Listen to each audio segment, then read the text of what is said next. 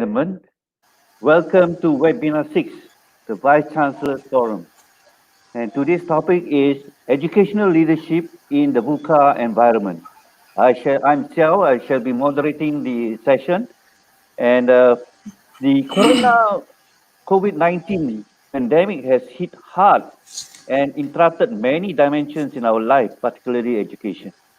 The COVID-19 pandemic and the new normal has triggered a volatile, uncertain, complex, and ambiguous, that is, VUCA environment. As response to interruptions of education, especially higher education, due to COVID-19 pandemic, this webinar is a collaborative reaction that narrates the overall view and reflections of 3 heads of ACD Universities from neighboring countries, namely Thailand, Indonesia, and Malaysia. Being in the same storm, but in different boats, we shall be learning from their experience on how they have navigated through and emerged stronger from the VUCA environment. Every day, we are making decisions about the well-being of our business and family that are difficult and unfamiliar. Though the timeline is uncertain, we are eagerly anticipating for the vaccine, and hopefully that we will come back to some sense of normalcy. However, when the smoke clears, what will be the landscape look like for all of us? And what are the implications for higher education? In this webinar, we are pleased to have a panel of 3 heads of universities from Thailand, Indonesia, and Malaysia to share their first-hand experiences in mitigating the onslaught of this unprecedented VUCA environment and to suggest the implications for higher education industry. Please welcome Professor Emeritus Dato Dr. Hassan bin Said, the Vice Chancellor of AASU University, Professor Dr. Muni Umar, the Rector, Universitas Ibnu Khaldun, Jakarta, Indonesia, Dr. Ponchai Mukabon Vanit, President of Science University, Thailand. Let me read some of the procedures. In terms of procedures, I shall present the same issues to the 3 speakers, followed by their response. Then Q&A session. The participants can post the questions online and will be answered during the question and answer session. The subsequent question from me shall be addressed to another speaker on a rotational basis. After all the speakers have given their views, there will be a 10 minutes question and answer to summarize the topic for today. First question, and this question will be posed to Professor Dato Hassan Said, followed by Thailand and Indonesia. Dato, Professor, as universities brace for massive financial strain, they will need to find out new ways to reduce costs without sacrificing standards. Leveraging technology to support operational efficiency and student engagement will be critical to institution sustainability. And by taking cognizance of inequity and digital divide experienced by the stakeholders, please share your university's initiative in addressing these issues. Prof. Dato? Thank you, Prof. Siow, and good morning to our fellow panelists. And also, thank you everyone for joining this webinar.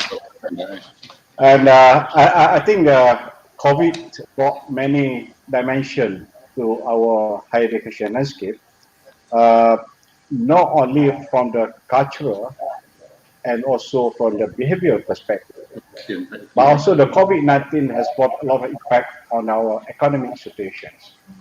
According to the experts, that the COVID-19 impacts on the economy is going to be one of the worst after the Second World War. So for private universities, for the private higher education, the impact is going to have a kind of negative implication to our preparation, on our readiness to invest on technology, and also ability to pay to our staff at the university. So at the AE University, AAU, what we did when we have this kind of pandemic. Number one is that we have to look our process, the system, and so on. We have to embark on more on the automation, i.e., we need to have a less human intervention. Partly because we don't want to hire new people, because when the economic recession, our cash flow is going to be very affected. Our bottom line is going to be affected. So we need to make sure that we're not going to hire many people. And we need to use technology to support our operation. That's why we try to put more things under automation, digitalization, so that we try to reduce the human intervention to our operation. Number two, when we look at the cost at the university, a lot of cost that we spend on something that is nice to have. You know, you spend so much money on electricity, you spend so much money on water, you bought a lot of papers for printing, photocopying, but this one is nice to have. Now it's time for us to change to the must-have situation. So we control our electricity. We managed to reduce about 15% of the cost so far. We have to reduce utilities, paper consumption, and that thing, so that in a way that we save some money there. In the university, the biggest expenditure or the biggest cost is on the staff cost. So we really look at it very hard, and we have two options. Whether we're going to terminate 15-20% of our staff, or the staff should share the burden and try to take home slightly less income. So we come up with kind of flexible working, what do you call it, the arrangement.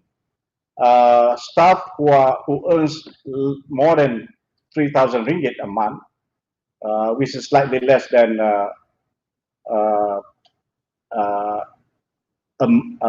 10 million rupiah a month. They need to take this kind of 4-day week option. And they can choose whether to come 4 days to the university, or 3 days at home, 1 day at university, or 3 days in the university, or 1 day at home, and their salary will be adjusted accordingly. And by doing that, we managed to save some money without, without terminating many people. So that's our action that we have taken to save costs. And finally, we also need to see that how our behavior in the university, like ceremonies, like functions, that means we need to find ways how we can reduce our costs. Basically, is that very challenging to manage the cost, to make sure that the institution going running to run as usual. At the same time, we need to see the welfare of the people and the staff. But one thing that I mentioned to my colleagues here at the university, that we never compromise on quality, whatever we do. But we should try to optimize our resources, and we try to make sure that we don't go to wastage, and we try to have to be more efficient. That's all what we did so far. Thank you. Thank you, Datu. And Dr. Ponchai, any reaction to this question, please? Yes, I think that that is true, that many university has also doing better in terms of financial. Try to manage the financially. So I think that when we learn how to do the online education, I think that we also can. What we can do is that we use the mixed mode of study. Firstly, we use online education first, and then later on we can come back to on-site education. In this way, we can reduce some cost of education, such as if you have a program of 1 year, you can learn online for like half a year, and after that there will be some kind of comprehensive to measure how well you have learned, and then after that it can be on-site education to complete the program. In this way, I think that the cost can be reduced because it's a mix between online and on-site. Secondly, I think that we also have to transform our service, because I think that the service in our in any university can be transformed by the IT or information technology, such as we try to have like one-stop service or raise to have less red tape. In this way, we can have better service and also lower cost as well. And I also have mentioned in some of my publications that probably in the future we also have to modify the education system, such as why don't we have like a year-long program, and then in this year-long program we have both online and offline. In this way, I think that when we have online and offline, the cost will be less, and then if the student can study for a year-long program rather than one semester and break and then the other semester, I think the cost can be less, and then the quality still can be maintained.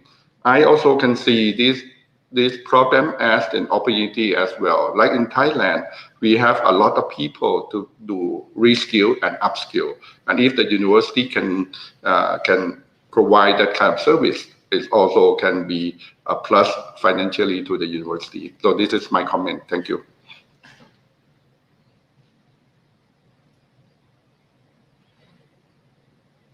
ยังไม่มีเสียงมีไหม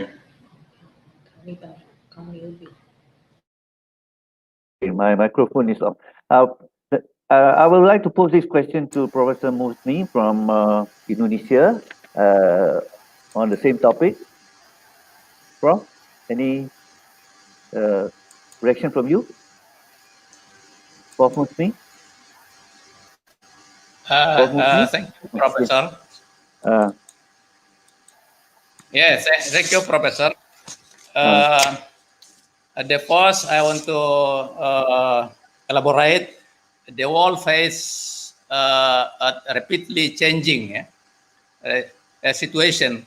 There are times when the world gives joy and volatility, but it's quickly changed to a direction that is pessimistic.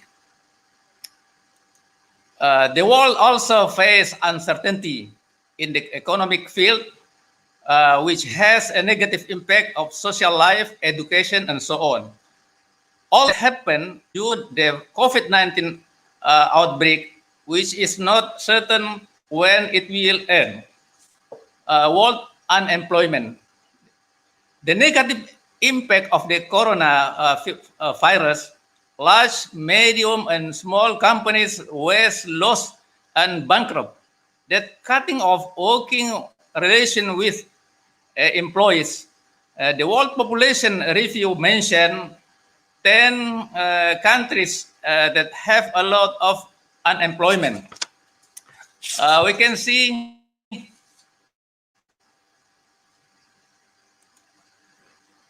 in the first India. India has unemployment 120 million people.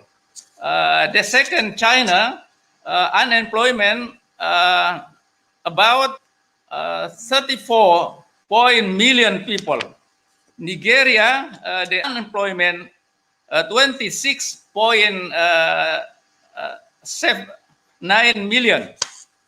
Brazil have unemployment 24.9 million. Kenya 20 million people unemployment. Ethiopia 19.6 million. South Africa 16 unemployment. Burkina Faso and Indonesia have a number of unemployed is around 15.2 million of the 270 million population of Indonesia. But we have a problem. We have unemployment and hidden unemployment. Then Central Bureau of Statistics (BPS) they work new job seeker 20 million, 2 million and 50 million every year. And then I want to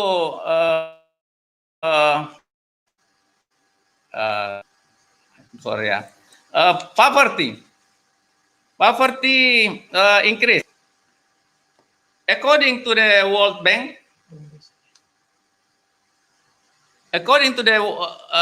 Bank, global GDP will experiences minus 5.2% this year. The economy in developed countries is estimated to be minus 7% this year. This is because supply and demand are disrupted due to lockdown or regional quarantine implemented by these countries to reduce the spread of the. Meanwhile, in countries, the economy is predicted to minus 2.5%. In Indonesia, according to Central Bureau of Statistics, the poverty number is 6 million people, but the poverty line only US $1. This is our problem. Coordinator Minister for Human and Culture Development, Effendi said, poor family in Indonesia, 76%. The World Bank says the pandemic will push 60 million people in poverty this year. The World Bank also warned of the risk from a more prolonged pandemic, financial market turmoil, and bankrupt company. We see the poor man, this poor man in the world, also in Indonesia, and we see the houses of the poor man, yeah. And then we see this house, Rusunawa, rumah susun warga, Rusunami, rumah susun for miskin, ya, for poor, ya, And then we see there's the government build apartment for poor men, but the problem, they have income, fixed income, and then they can pay every month, and then the government support by facility. And then the role of university is the chairman told how to do Prof, in the university. Prof Husni, you have 1 more minute, okay? Yes. The time is up. Yes, Prof. I want to respond your opinion. Yeah. The first, okay. The university collaboration and cooperation with the government to get scholarship. Our solution to solve our problem, join to the government, and the government minister and minister education and culture give a scholarship and give money, special for the private university. And the second, collaboration with state-owned enterprises. And third, collaboration with the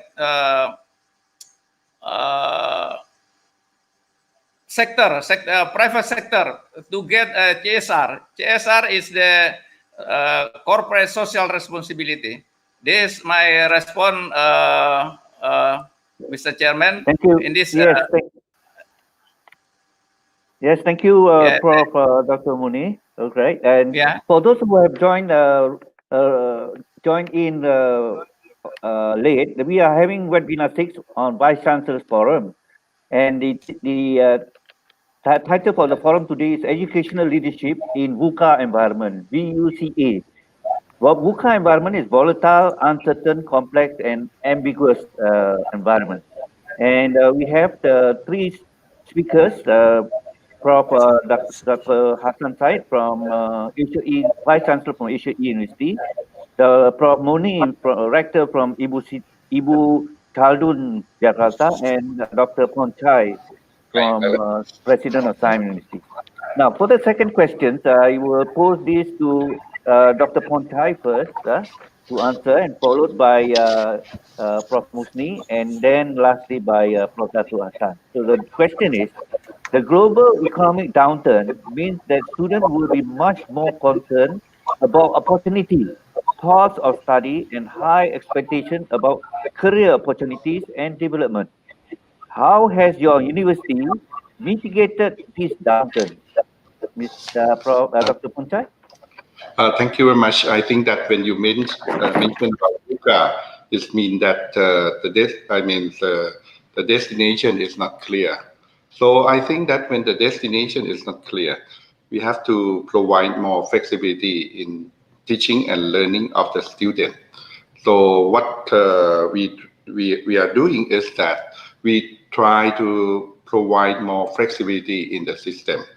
We try to transform the program in our university into the modular system, and then try to break the barrier to have the student to choose the module that they like.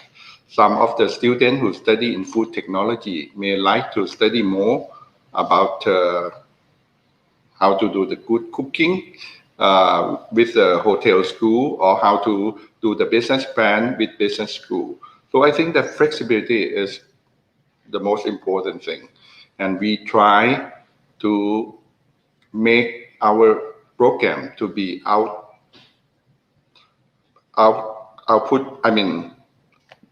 focus on outcome rather than the traditional one. It means that we also have to work with the industry very closely, and then trying to provide more flexibility. And then we try to improve the assessment of the program, not only for like traditional examination and the grades, but we also try to have like the realistic assessment. This means that we try to measure how well the student can do according to the outcome that we focus on. And in addition, I think that we also have to transform our teacher as well, because the teacher should be the coach rather than the instructor.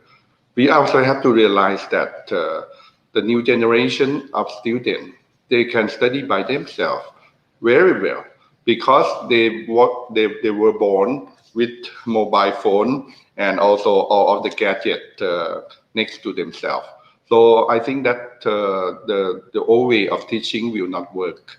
You should the teacher should be the coach, should give the student some topic, and that the student can learn by themselves. So I think that we, in order to cope with this, we try to make the education system more flexible, try to transform our teacher or lecturer to be the coach, and let the student has the ability to choose their own destination and pathway. And I also like to confess that this might not be easy, but we have to do it. And right now we also do it at Siow University, and we also can see the positive side of this as well, because when the future is not clear, we also know that in the very short term we will have more than 3 or 4 millions of people that has to change their job. In Thailand, we focus that it's about 1 million in tourism, at least 1 million. and 2 million in retail business, and 1 more million in construction. These people need to do the reskill and upskill. And I think that the university also should capture and do that job in order to reskill and upskill these people. Try to focus more on information technology. Try to have the flexible program. It can be like short-term reskill and upskill, like 3 or 4 months or 4 or 5 months. And later on, this also can count as a part of the degree program. So I think that what we are doing is to provide the flexibility in the program. Let the student has more choice when the pathway is not clear. It's VUCA, as you have mentioned. And thirdly, I think that we also have to do our best to support our students, such as right now, Siam University has about 90 million no, not 90 million, I'm sorry, 90,000 graduates. We also develop what we call Siam Marketplace for this graduate to do their business and also to selling product to their fellow graduate as well. So my answer is that flexibility and also outcome focus, and then the new roles of the teachers as the coach. I think that this is what we have done. Thank you.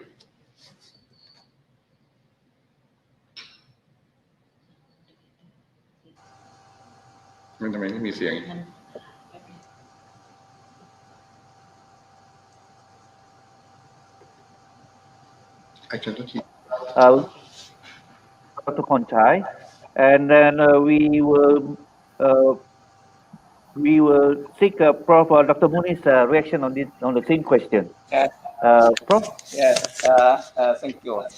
What role can we do in leader in the university? According to my opinion, first, university must make strategic alliance with the research institution to quickly find a COVID-19 vaccine. The second, university must collaborate between parliament. Why? Because parliament have budget function, and then the parliament can help the university to solve the crisis of the money. And second, we have to prepare how to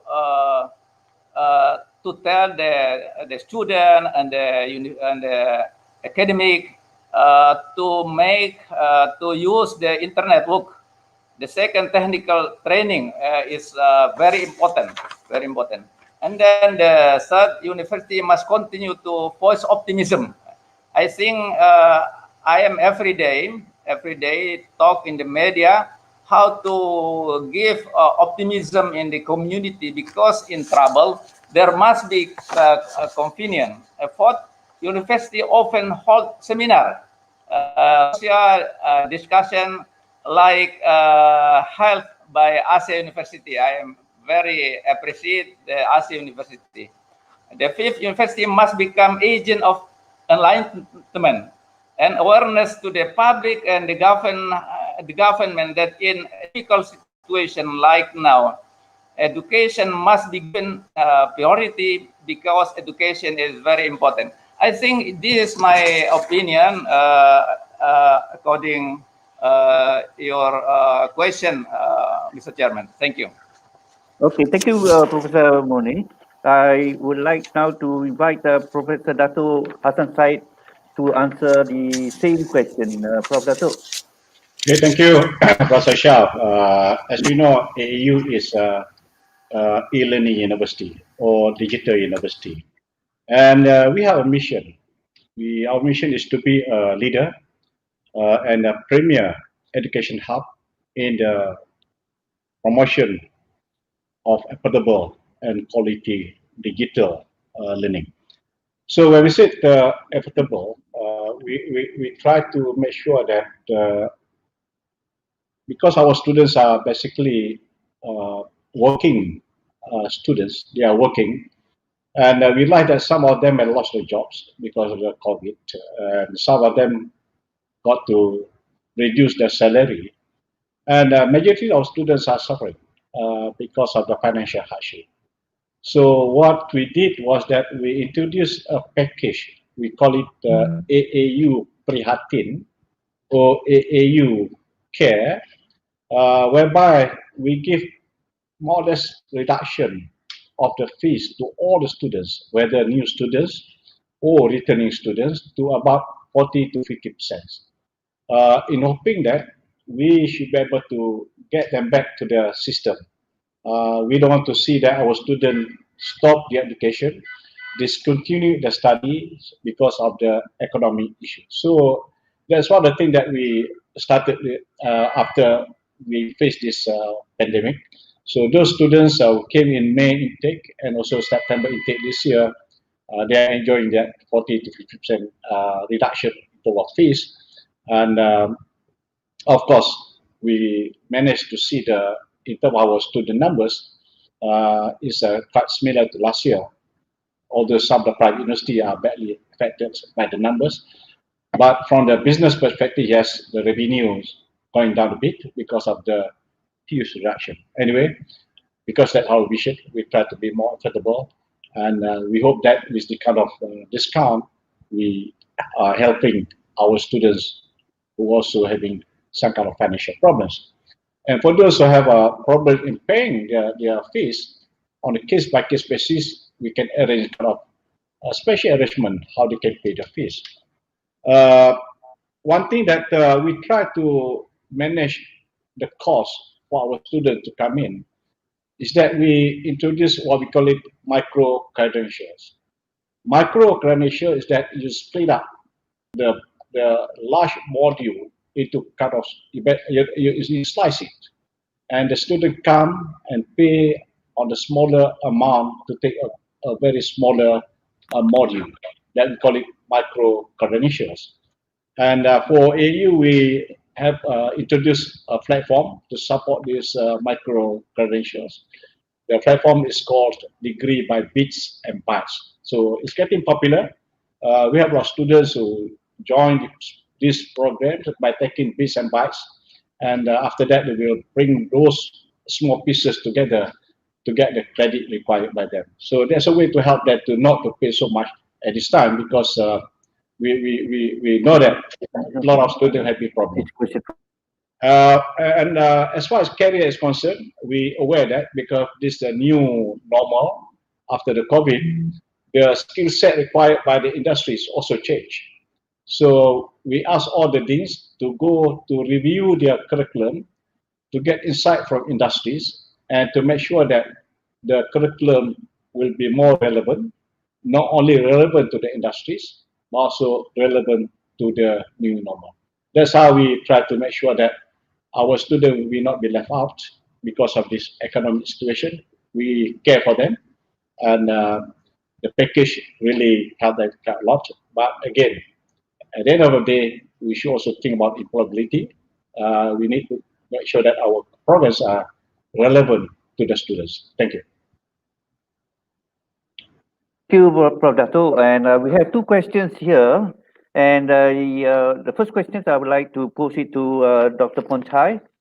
Okay, Dr. Ponchai, one of them has suggested, what should be the role of educational institutions to promote business or marketing to overcome unemployment in this time of COVID-19 situation? The questions can be is displayed in the screen. So, Dr. Ponchai, can you see the question?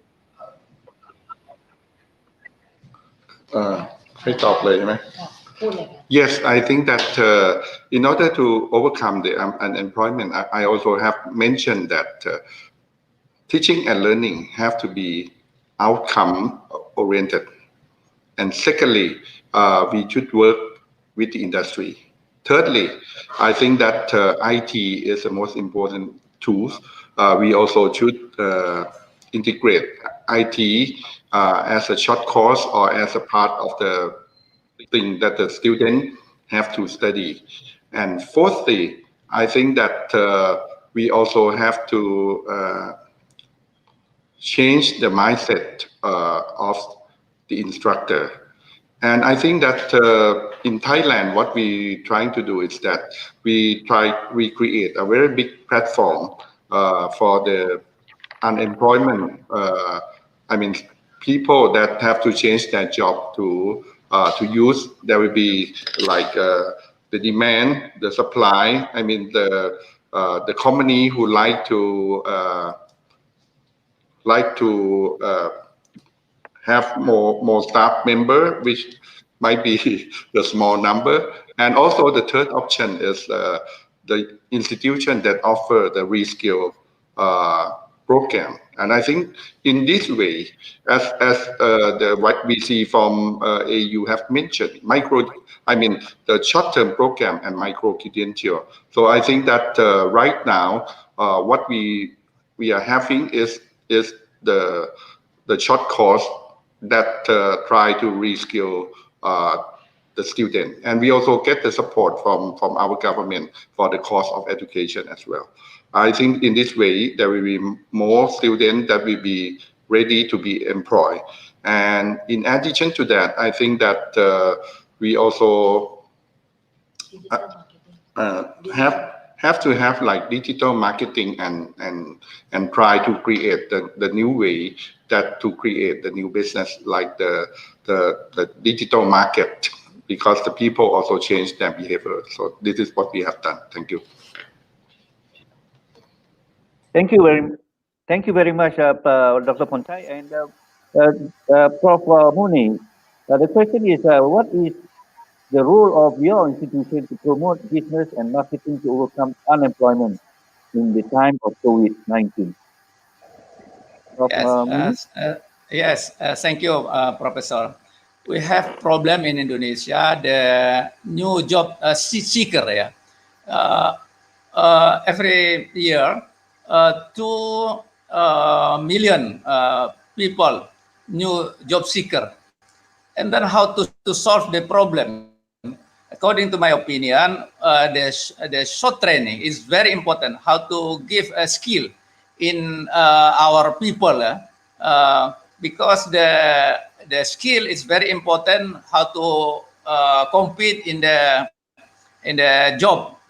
The second, we have to give optimism, because many people in Indonesia, especially, they pessimistic.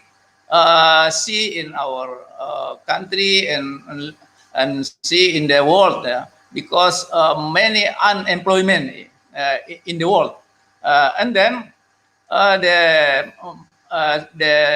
third, cooperation. I think very important to cooperate the university and government, university and parliament, university and the private company, how to solve the problem, because we have to difficult, not only the people difficult, but the government, because is how to get tax is very important, because the company is not good now.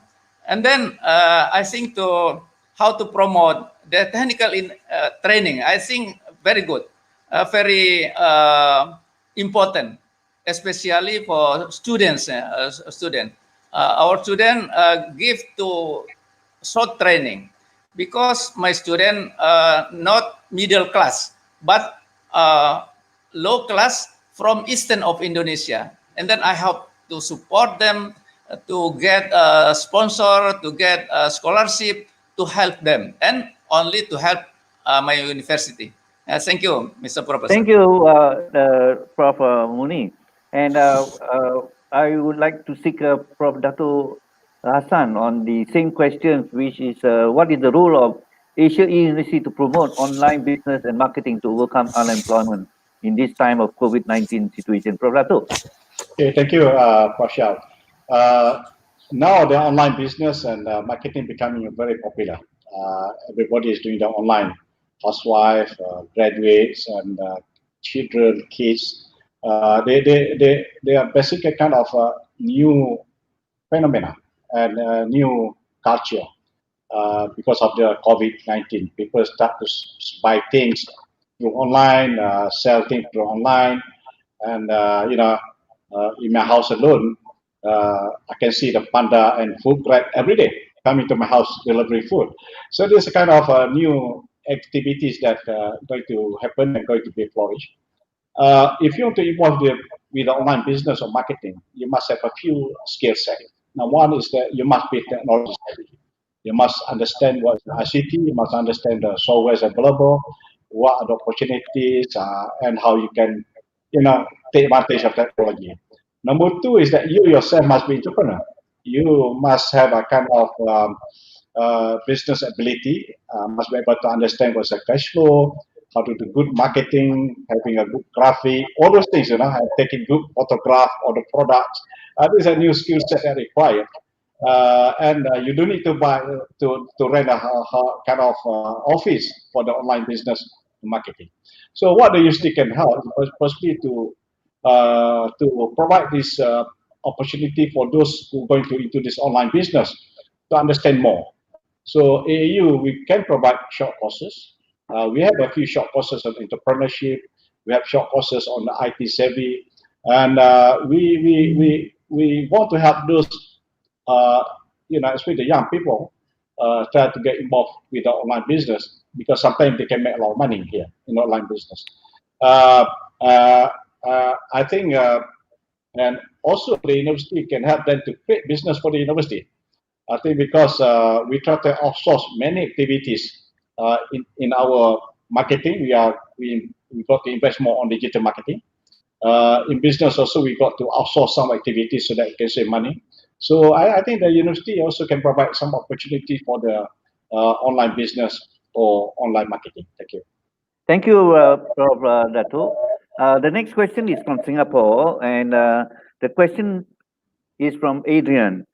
Unlike in Indonesia, where the government is willing to financially support the private educational institute, in Singapore, private educational institutes need to reinvent themselves in the view of VUCA. Could the distinguished panel suggest some ideas on how to deal with this, or how are they dealing with dropping student numbers?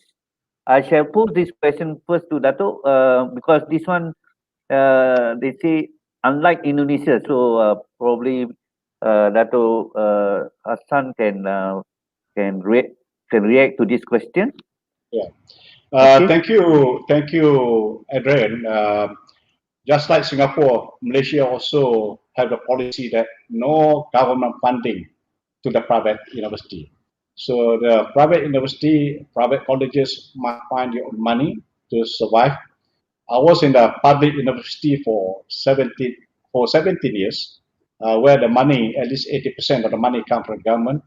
And I was in the private university, even setting up a private university, with none from the government, and we need to find our own money. So very challenging. So as I said earlier, that because of the COVID, the number of students reduced at the private universities by 15 to 20%. Even some experience 25% student reduction for few reasons. Number one, that financial reasons. So a lot of parents losing job, as I said, they try to find a cheaper way to support their students' education. Number two, because of the safety, a lot of students, they don't want to come to campus because of they are still scared of the COVID, and they want to stay at home, study from home. And number three, as international students, they also have some regulatory or policy that they cannot travel to the country. So because of this, I think university must really look at it properly. For those having financial problems, I think the university need to sacrifice in terms of their profit margin or of their bottom line and try to support the students by giving them some packages. For those who want to stay at home, I think university must put more blended learning. As Saya University mentioned, they have to have mixed type of face-to-face and also the technology. For AU, it has no issue because we are doing this already because we are in university. And for those foreign students, I think it's something that is hard, for them to come now. Either they are not allowed to travel out, or some countries they don't want to receive them. So it's a bit challenging, but I'm sure all the universities are working their strategies. I hope that when things is over, all the university will become much stronger. Thank you. Thank you, Prof. Dato. As time is catching up, we shall move on to the next question from the speaker. The next question is posed to Prof. Musni first, followed by Malaysia and Thailand. According to the Commonwealth of Learning, online and distant learning has become the only means for educational institutions to keep their doors open. For some of them, this is entirely new experience and uncharted territory. How prepared is your university, Prof. Musni? Okay, thank you, Professor. I think the digital learning technologies will advance and continue to improve the learning experience to create the virtual cycle. And then the technical advance provide many convenience for student and lecturer, but the important how to give education, how to give information, and to give skill for our student, because the learning by email, by internet is our is very important, and maybe it's the new culture, the new technologies, and every country, every student, every university must be get it. And I think the important how to solve the problem, how to communicate, how to join, how to collaborate with university, government, and private company, and communities. I think it's very important how to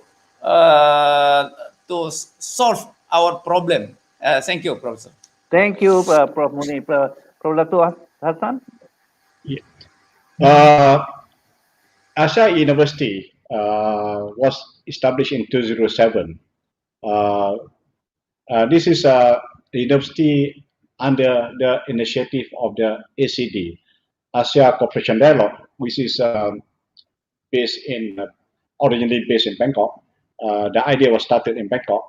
When the Asia Cooperation Dialogue proposed Malaysia to offer programs for the ACD countries, we offer kind of e-learning programs to provide trainings and education to the young people, working people of ACD community. So because of the way that we started our university, it's an e-learning university. So when we have this online and distant learning kind of movement, we are already there. We are possibly a step ahead because we are prepared ourselves well to support the e-learning, because that's the role of the AAU, provide the e-learning kind of education system to the people. So because of this, we managed to provide our education to almost, we produce more than 20,000 students from all over the world, from Sri Lanka, from Indonesia, from Maldives, from some part of the world, even from Brazil, because of the kind of digital capability. So if you want to have this type of programs, and I'm sure there'll be more universities coming into this type of playing space, the normal conventional university will convert into the blended mode, and some of them try to move away from the traditional to the distant, to the e-learning. So everybody's trying to create new invention or new creativity in their education. So for AAU, we already have all kind of platforms or we use a MyPLS, and we have the learning kind of materials under the self-instructional material or SIM. Now is that we need to move another step forward because of the COVID, because of new technology coming in, and because people now start to believe more on technology to help them to get their education. So number one is that we need to invest on the technology so that students will not be able to follow our programs smoothly. We also to improve our self-instructional materials, SIM modules, into the OSIM or online self-instruction material, so that we become more sophisticated, more friendly, more flexible to the distant education or e-learning education. And we have introduced what we call it online assessment, online examination. This really to support the student under the e-learning environment. So it's something that we need to go. It's something that we need to put ourselves slightly in front because we are digital university, e-learning university. I think this is something going to be the way forward. Thank you. Thank you, Prof. Dato. Dr. Ponchai, any comment from you? Yes, thank you, Mr. Chairman. First of all, I'd like to give you the right information about Thailand. Right now, in Thailand, since the COVID-19 is more or less under control, so 90% of teaching and learning in this country also has come back to face-to-face or on-site. But somehow, during the COVID-19 period from March, April, May, June, and July, I think that a lot of universities have gained the capacity to do the online because of the situation. So I think that right now in Thailand, we can combine online and face-to-face. And we also like to thank ACD, Asian University to mention about the ACD. I think that with online capacity, I think that we can do more. We can exchange more. And I think that we also have trying to establish a platform for international online learning as well. And as many people has mentioned, I think that when we gain the online capacity, and then our student and also people also has the new kind of behavior, as you have mentioned. Even when we eat lunch or dinner, we always use IT technology. So I think that we have been through the very hardship, but at the same time, we also have learned the new kind of skill. And when we have learned the new kind of skill, I think it's good for our country, because with new kind of skill, we can build the new kind of business and also the new kind of country as well. I think that after COVID-19, Thailand also has been changed to become like the new country, because more people know about online education. In the past, we're talking about online education, but we never do it because sometimes we are lazy. We don't see the necessity to do that. Right now, I can confirm to you that almost all the university in Thailand, almost all the instructor in Thailand has the online capacity. And I think that we also will use this to transform our business, to transform our education, and to transform our country. Try to combine online and on-site. And then if we have some subject that we are not very good at, we also hope that we can have the expertise from Indonesia, from Malaysia, and from other countries to help us. And I think that in this way, we can help each other. And I think that it's time, and we don't have much choice, to change our mindset, to change our paradigm, to change our education and our country. And I think that this might be some bracing of the COVID-19. I think that if we like to use it, we have to work together. Thank you very much.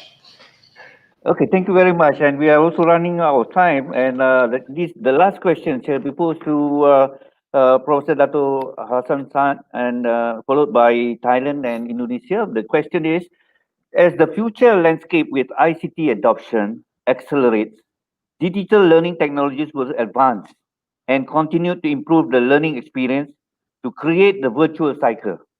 Some experts said the new learning is irreversible. Please comment. Prof. Dato? Yeah, thank you. I strongly agree with the expert. The new learning is irreversible. When we talk about e-learning or digital learning, this had been started a long time ago.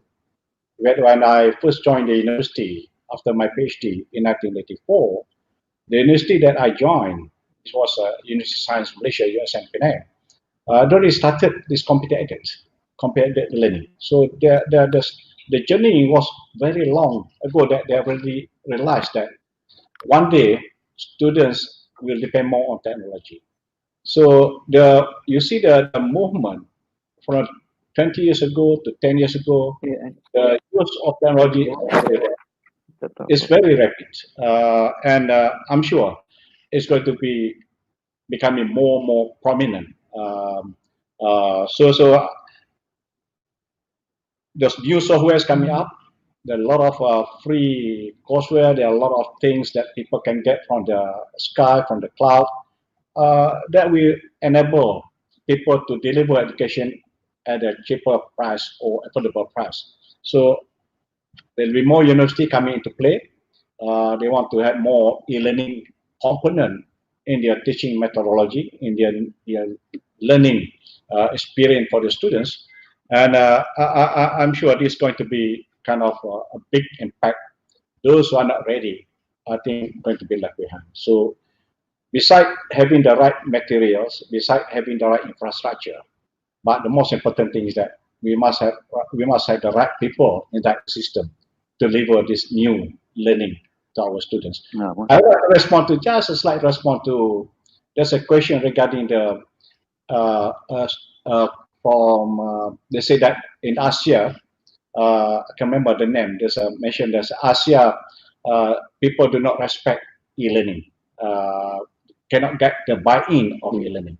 So I think for AU, we try to ensure that the authority recognizes. That means the Ministry of Higher Education Malaysia recognizes, and also our quality assurance agency must recognize us. We also we want the industry also to recognize us. That's why all our curriculum must be looked through by people from industries.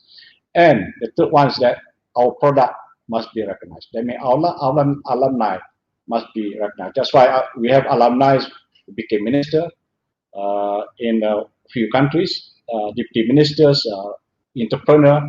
So if you can manage to convince the government, if you manage to convince the industries, and you can produce good graduates, good alumni, that will be a kind of carrying your flag very well out there. I'm sure people give respect to the e-learning, because e-learning just not the platform. So in the future, people will get, there's no differentiation. In fact, they will expect more from the e-learning because people are studying on their own. So with that, thank you so much, Mr. Chairman. So, Prof. Dato, I would like to seek Dr. Ponchai's view on this last question, and also probably on the questions that have been asked.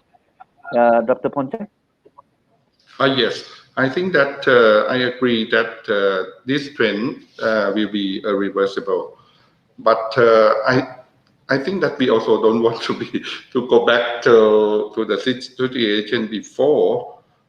I think if you're thinking about the Grab food and Panda food, you can ask yourself that after the COVID, whether you will not use Grab food and Panda food anymore. I think that most of the answer should be no, because it will be more convenient, and it's also, change your behavior a bit already. And I think this is also with education, because with this kind of expertise in online learning, I think that we can do more. But I also think that pure online learning is one thing. But if you're trying to use hybrid, to use the combination of online learning with some kind of active learning at the end, I think that we have less cost for education and also still have the more or less the same uh, quality of education. But if you try to put into the system international expertise, which is in the on-site, it might be difficult, but for online, it's easier and less costly. Probably the education quality will be even more. And I think that I also like to mention about Asia MBA of the ACD. We also trying to have some kind of initiative of having MBA and having the instructor from many countries in Asia, so that the student, when they study about this, they know more about the content of various parts of Asia. So I think that I agree that this might be a reversible, but in terms of a reversible, I think it's also the positive side. The positive because in the past, the teachers came from like we call it digital migrant, but the student is the digital natives. And then for the teaching and learning, we have more or less the large gap between teachers and students. And with the new experience in online education, I think that the gap might be less. And then the education might be more effective. So I agree that it's reversible. And then if we know how to use it in the right way, it might be benefit for the student and for all kinds of learner as well. Thank you very much. Thank you very much, Dr. Ponchai. Just to, because from the sound is not very clear, it is called irreversible. That is not reversible. It means one way. Okay. So now I would like to take Prof. Musni's view on that. Some experts said the new learning is not reversible. It's one way now. Thank you. Prof. Musni, yeah. Thank you. Thank you. We live in new era, all studying by e-learning. No face-to-face, we teach by e-learning. And then I appreciate to ACD University advance in studying and learning. But the important, according to my opinion, how to focus on overcoming COVID-19 as the main case of the various problems. I think it's very important, and how to support the government, support the community, must encourage the government to increase and expand the implementation of testing, tracing, and treatment in order to fight and prevent the COVID-19. I think it's our problem, the case problem, the main problem is COVID-19. How to solve the problem, I think we have to collaborate, we have to join, we have to cooperation, the university and the government, and the parliament and community to prevent and to fight the COVID-19. I think studying by e-learning is our future, And then I studying in ACD University how to get studying, how to learn the student by e-learning and by digital. Thank you, Professor.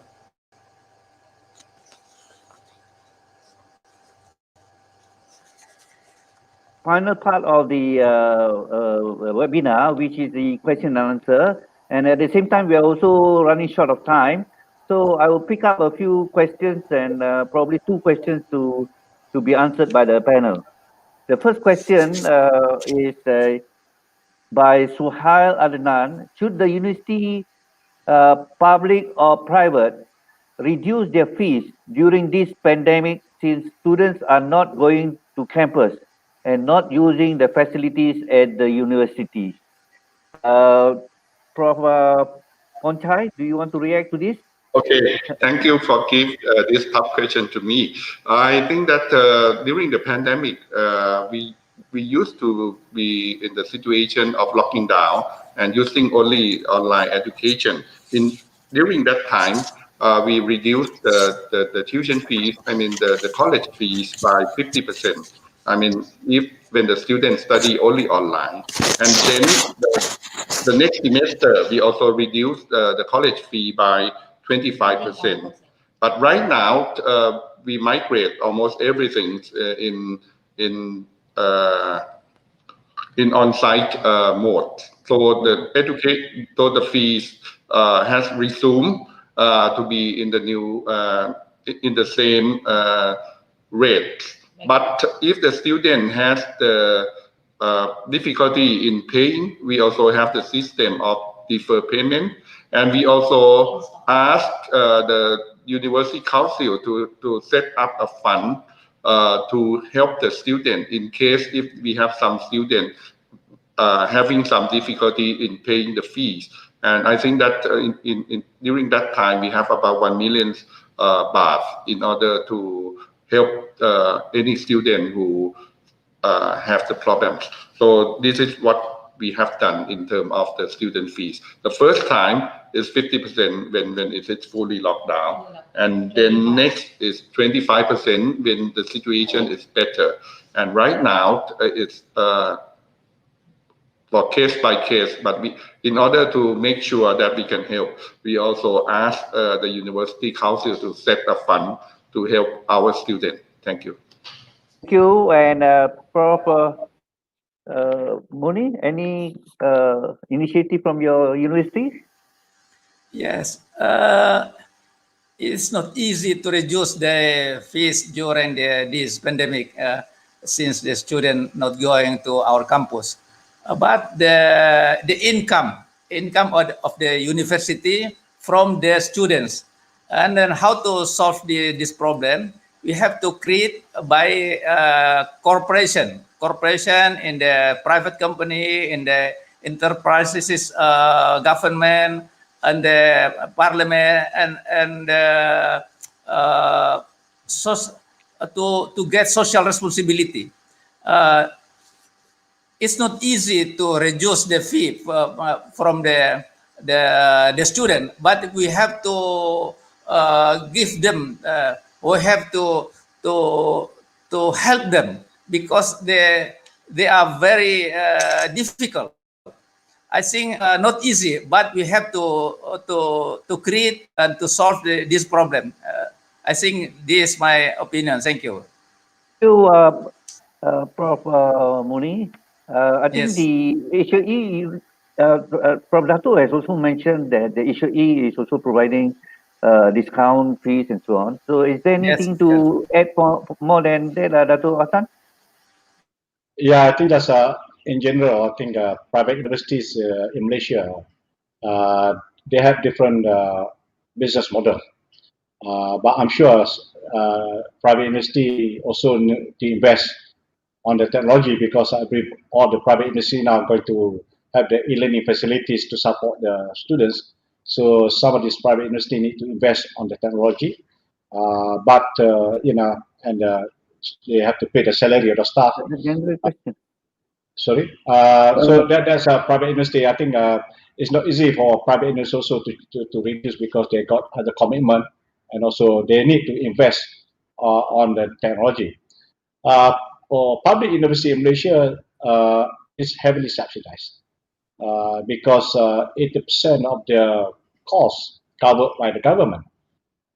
So it is very hard also for the public university to reduce fees. Again, they also need to invest more on technology. But anyway, for the private university, decision will be made by the ministry. But coming from the public university, I also believe that they need the money to invest on technology, to come back with some new kind of learning support to the students under this new environment. So thank you. Prof. Dato, the last question for the day will be, well, this is very specific from Mr. Terence Goh. In the specific role of tourism in Thailand, what can affiliated faculties suggest to tourism students with futuristic studies under the current pandemic constraint? Since this is a focus on Thailand, so I have no choice but to ask Professor Ponchai to respond to this. Thank you. Thank you very much for giving me more chance. I think that in Thailand, as you know, tourism is quite important. And then right now we are in the situation of almost zero tourists from abroad. So we're trying to promote tourism within Thailand because the pandemic is seems to be controllable in our country. But for tourism from abroad, I think that starting from the 1st of October, we also allow the small group of tourists to come to Thailand, but up to quarantine of 14 days. So in terms of education, what we're trying to do is that we also trying to transform the curriculum in tourism. We try to have tourism plus IT.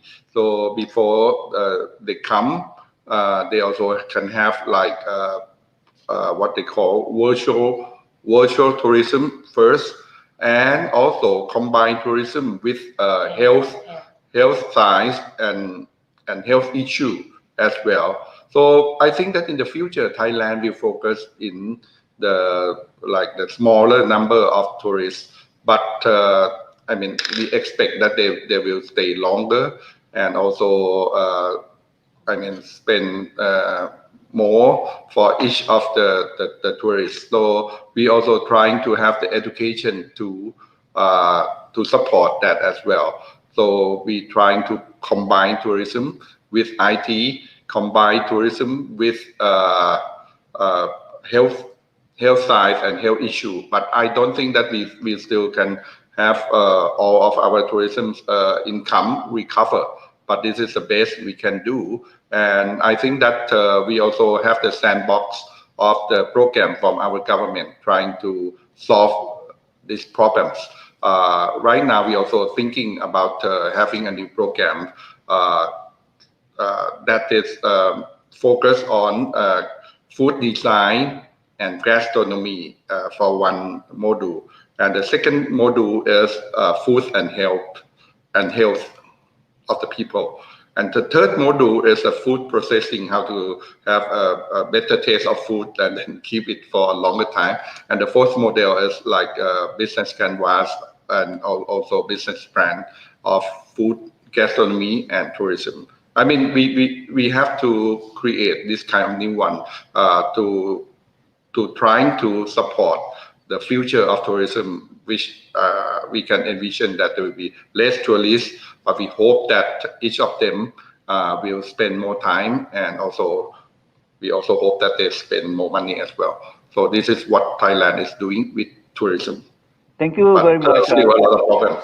Thank you very much, Prof. Dr. Ponchai. I'm sure tourism is not the only problem Thailand is facing. It's also faced by Indonesia and also by Malaysia. So I would like to find out, I mean, your reaction, Prof. Dr. Musni. How did? Yes, thank you, Professor. It's not easy to invite tourism if the pandemic increase, but the important how to push the community in practicing wearing mask, washing hand, and maintaining distance. But not easy. Not easy how to push the people to maintaining this distance. Now in Indonesia, we are a campaign to regional 270 regional now campaign to choose the new governor, the new mayor, and so on. It's our problem now. But we optimistic if we join, if we cooperate, collaborate, we have to find and prevent the pandemic COVID-19. I think very good. Our discuss today. Thank you. Yes, thank you, Prof. Muni. And lastly, Prof. Dato Hassan, I think Malaysia is also hit by tourism industry. May I have your opinion on this, please? Yeah, I think similar to Thailand and Indonesia, because the country is one of the biggest country revenue coming from the tourism. So I bit sympathetic to the tourism industries like hotels, airlines, buses, shops, and so on for getting hit by this kind of COVID. But for Malaysian government, I think they have a few packages to support this tourism industries, and they also have encouraged local tourism. And now I can see that some hotels are getting local people staying. Langkawi is getting more people, and Penang, some other places. I hope the increase of numbers since a couple of days ago might go down again. Otherwise, I'm scared that we might to stay at home and come back to those March, April type of experience. I hope not. We pray not. But as Professor Musni mentioned, that there'll be potential, and I'm sure another couple of months, if we can recover this, the tourism industry will pick up again. I think a lot of people want to go to Thailand. A lot of people want to go to Indonesia and also Malaysia. And I think there's a kind of something that for you to reflect back, for those in the industry to reflect back, and how to make the industry better. Thank you. Okay, thank you, ladies and gentlemen, and also to our learned Vice-Chancellors, Rectors, and President. And we have come to the conclusion of the webinar today. And if I can summarize, many of all of us have the same storm.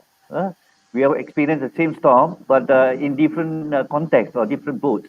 So we have come to more or less like a conclusion that we have mitigated the storm quite well, and then that probably the e-learning or the digital learning would not be reversible at all, and this will be the future learning to come.